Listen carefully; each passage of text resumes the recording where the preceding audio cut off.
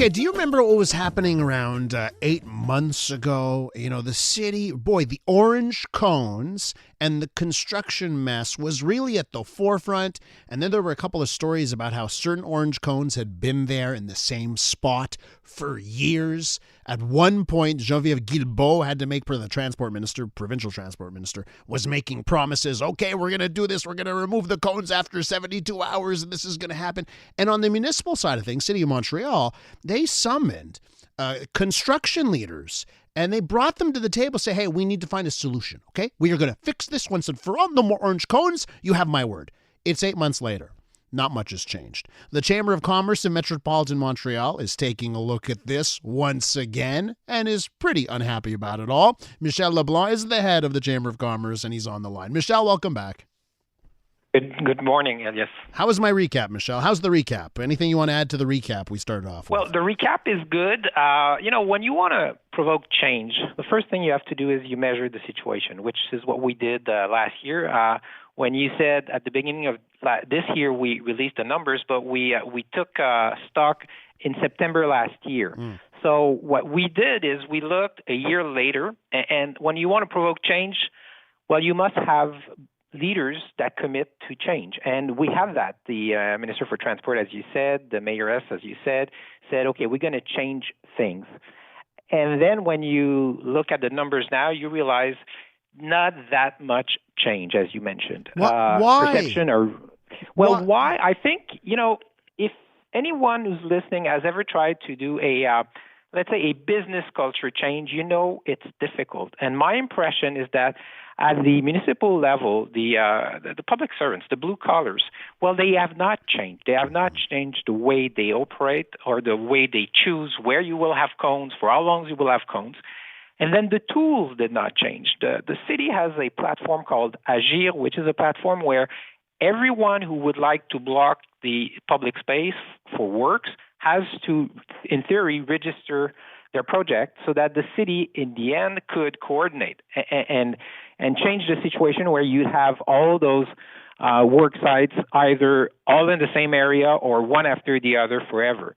Now, that platform is not working. We have the boroughs, they said, okay, in start of 2024, they will put their projects on the platform. So not all the city projects are yet on the platform. And then for the rest of the users, well, it's going to be open and accessible for everyone by 2028, which means that at this moment, coordination is still lacking. So I'll give a number. We said last year there were 94% of the streets in the downtown that at one point or another were with a work site, were blocked. Now the number is 93%. So it's a margin of error. It's the same situation. So the cones. Sorry. I just want to ask you about this, okay? Because you mentioned the culture, okay? And now there's and I think about labor issues and I think about all types of things in society where getting change is hard because there's a genuine difference of opinion. Like 50% of people believe one thing, 50% of people believe another thing. That creates a difficulty in changing culture. Here, yes, I have never met a single person in my entire life, Michel, who likes the cones. Not one person. So I wonder why you think the culture change is so hard.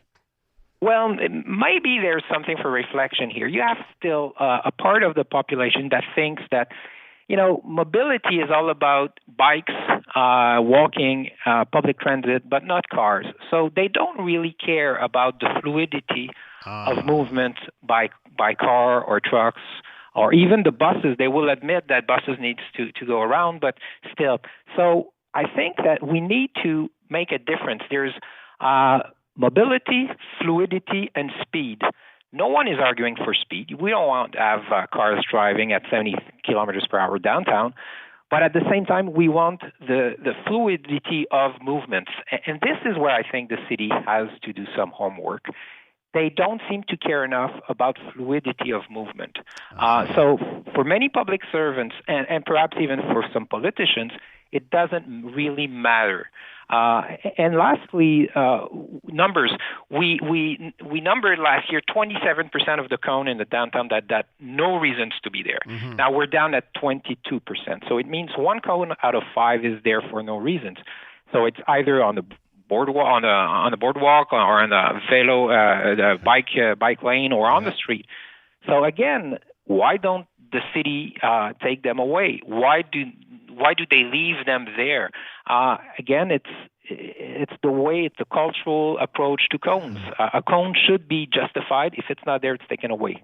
We're with Michel Leblanc, head of the Chamber of Commerce of Metropolitan Montreal. So, Michel, on your last point, what I don't understand, if 22% of cones don't have to be there, why don't you just have a truck that goes up and down every street, and they've got the list, and when a cone's not there, they pick it up and bill the company? It's like, to me, it sounds so simple, but I guess it's not, or is it simple and there's no will?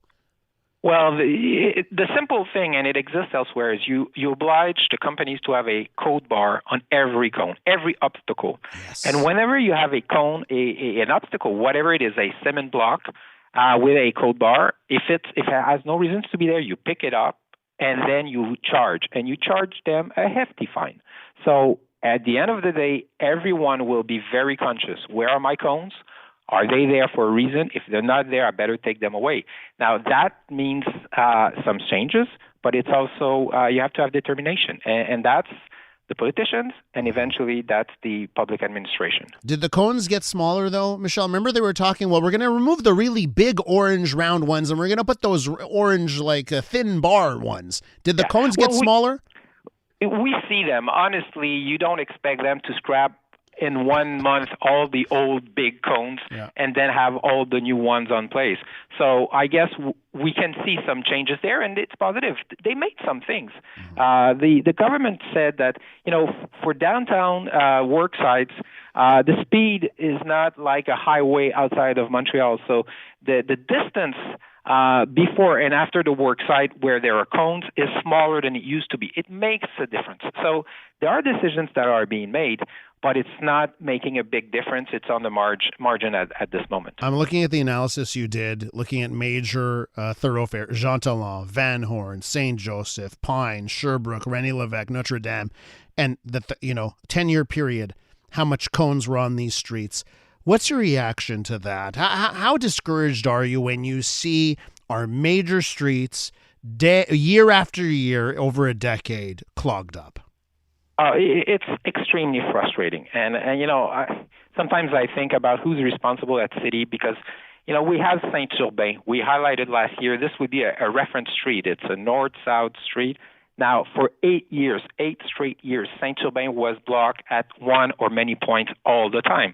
Now, this year, again, for 9th year, blocked again.